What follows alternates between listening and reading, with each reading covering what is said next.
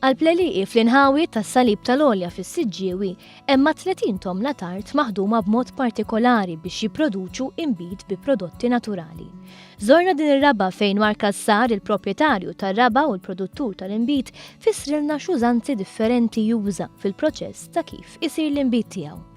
Bażikament dan l-imbit nagħmlu għalija.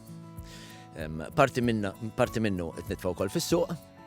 U għaddat għal persuni li jista' jkollhom xi tip ta' allerġiji, tipo gluten free, però jista' jkunu persuni oħrajn li hum għażlu li jkunu vegan jew vegetarian.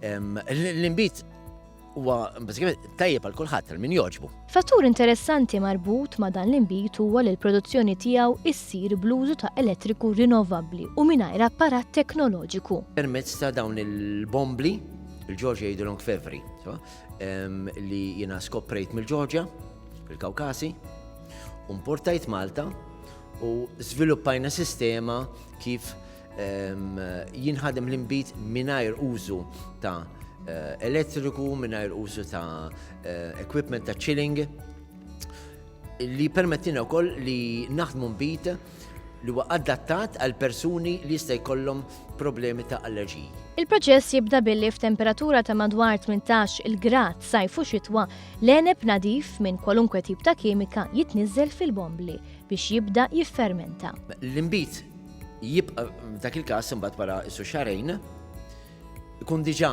imbit, però ma joħroġ minn ġol bombli qabel ma jgħaddu 12 qamar. Wadri jekk aħna qtajna madwar Santa Marija, jintefa' minn hawnhekk jintefa' fil-Fliexken mhux qabel ma jgħaddu 12 qamar. Wadri għal 15 ta' Awwissu tas-sena ta' wara. Markassar huwa l-uniku Malti li żamm din it-tradizzjoni agrikola tal-passat li jipproduċi dan l-għeneb mingħajr sistemi artifiċjali u appella li bdiewa Maltin biex jużaw il-ftit raba li fadal b'mod aktar għaqli biex mhux biss joffru iktar varjetà fis-suq iżda iħarsu wkoll l-ambjent. Ix-xewqa tiegħi, ix-xewqa kbira tiegħi, hija anke dawk il-bdiewa li ħadnu agrikoltura konvenzjonali jissostitwixxu il-parti l-kbira ta' prodotti sistemiċi ma' prodotti oħrajn bioloġiċi.